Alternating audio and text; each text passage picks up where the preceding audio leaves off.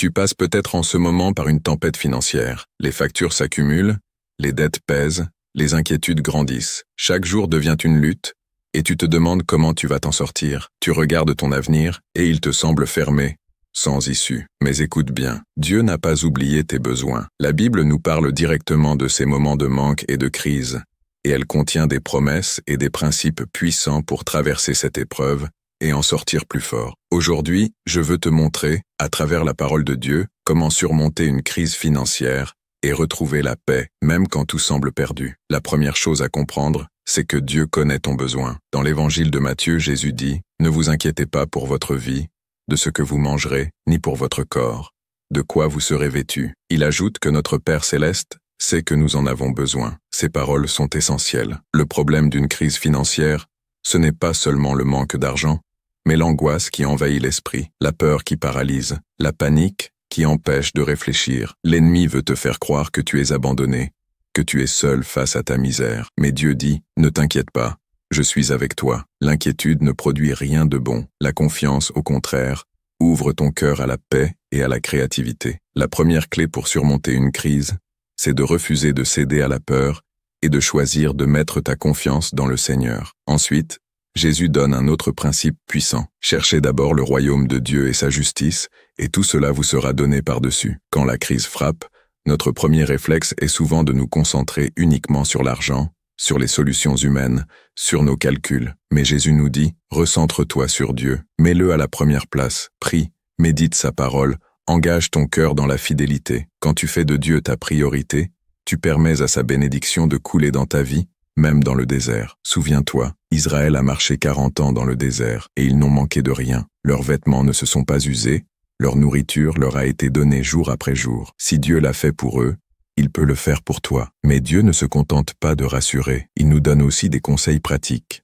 La Bible nous enseigne l'importance de la sagesse dans la gestion. Jésus dit, « Celui qui est fidèle dans les petites choses l'est aussi dans les grandes. » Cela signifie que même si tu n'as que peu en ce moment, sois fidèle, apprends à bien gérer le peu que tu as, établis un budget, élimine les dépenses inutiles, prends soin de ce qui t'est confié. Parfois, nous prions pour que Dieu nous donne davantage, alors qu'il attend que nous soyons fidèles avec le peu présent. Rappelle-toi la parabole des talents. Celui qui a été fidèle avec peu a reçu davantage. Si tu montres à Dieu que tu peux être un bon gestionnaire, il ouvrira des portes pour augmenter ta provision. La quatrième clé est surprenante pour le monde, mais puissante dans le royaume, la générosité. Jésus dit, « Donnez, et il vous sera donné. » Dans les moments de manque, notre réflexe naturel est de retenir, de tout garder pour nous. Mais la Bible révèle un principe spirituel inverse. La bénédiction coule quand nous donnons. Souviens-toi de la veuve de Sarepta. Elle n'avait qu'une poignée de farine et un peu d'huile, mais en offrant à Élie ce petit repas,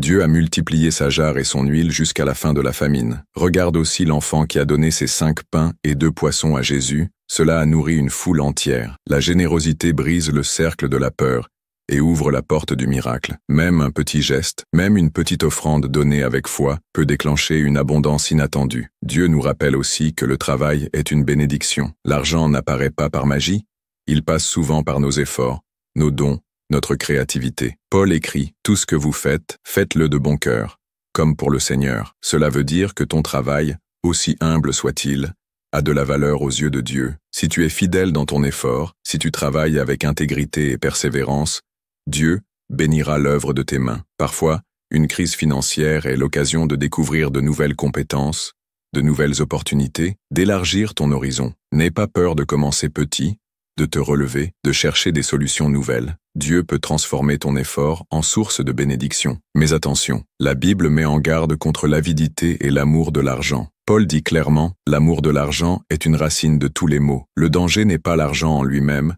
mais le cœur qui s'y attache, qui en fait son maître. Beaucoup de gens tombent dans des dettes inutiles, des crédits, des dépenses pour impressionner, et se retrouvent prisonniers. Une crise financière peut être un signal d'alarme pour purifier notre rapport à l'argent pour revenir à l'essentiel. L'argent est un outil, pas une fin. Il doit être un serviteur, jamais un maître. Si tu réalignes ton cœur, si tu apprends à vivre simplement et à te contenter de ce que Dieu te donne, tu découvriras une vraie liberté. Enfin, la clé ultime est de croire aux promesses de Dieu. Paul affirme, « Mon Dieu pourvoira à tous vos besoins selon sa richesse, avec gloire, en Jésus-Christ. Remarque bien, il ne dit pas que Dieu donnera tout ce que nous désirons, mais tout ce dont nous avons besoin. Son réservoir est illimité. Souviens-toi du peuple d'Israël nourri chaque jour par la manne. Souviens-toi d'Élie nourri par les corbeaux. Souviens-toi de Jésus qui dit « Donnez-nous aujourd'hui notre pain de ce jour ». Dieu est fidèle, et ses promesses ne changent pas. Même au milieu de ton désert, il est capable d'ouvrir une source d'eau vive. Alors, que peux-tu faire concrètement? Premièrement, mets ta situation devant Dieu dans la prière. Décharge-toi de ton fardeau,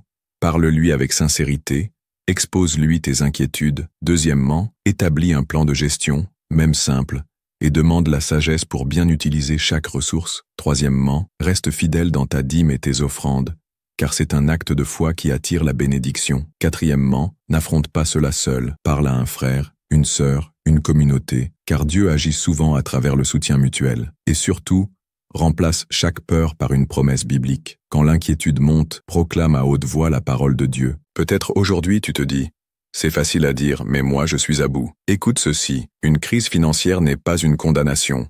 Ce n'est pas la fin de ton histoire, c'est une saison, et comme toute saison, elle passera. Le manque que tu vis aujourd'hui peut devenir le témoignage de demain. Tu pourras dire « J'étais dans le désert, mais Dieu a pourvu. J'étais dans le manque, mais il m'a relevé. » Ce que tu vis aujourd'hui peut devenir une semence de foi pour d'autres. Prions ensemble. Seigneur Tout-Puissant, je te confie mon frère, ma sœur, qui traverse en ce moment une crise financière. Tu vois son cœur, tu vois ses inquiétudes, tu vois ses factures, ses dettes, son avenir incertain. Seigneur, étends ta main, ouvre les écluses du ciel et répands ta bénédiction. Donne-lui la paix au milieu de la tempête. Donne-lui la sagesse pour gérer, la force pour travailler, la foi pour donner, et la certitude que tu es son Père qui pourvoit. Je brise toute chaîne de peur, tout esprit de découragement, et je proclame que ton enfant verra ta fidélité. Tu es le Dieu qui ouvre un chemin là où il n'y en a pas. Merci Seigneur, car tu fais toutes choses nouvelles. Au nom de Jésus-Christ. Amen. Si ce message t'a touché, ne le garde pas pour toi. Abonne-toi